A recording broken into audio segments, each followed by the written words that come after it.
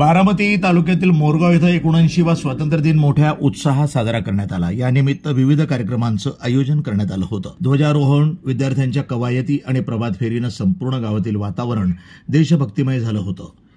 रयत शिक्षण संस्थेच्या श्री मयुरेश्वर विद्यालयातून सकाळी भव्य प्रभात फेरी काढण्यात आली। ही प्रभात फेरी गावातील प्रमुख मार्गावरनं ग्रामपंचायत, मुख्य बाजारपेठ, मंदिर आणि बसस्थानक चौकातनं परत विद्यालयाकडे आली।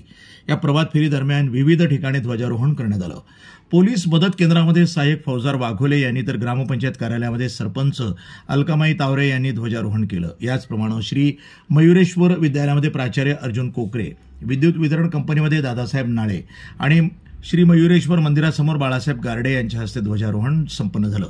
या सर्व कार्यक्रमामध्ये गावातील तरुण, महिला, ज्येष्ठ नागरिक आणि बालकांसह मोठ्या संख्येनं ग्रामस्थांनी आपला सहभाग नोंदवला। प्रतिनिधी मनोहर तावरे, NTV न्यूज मराठी, मोरगाव, बारामती।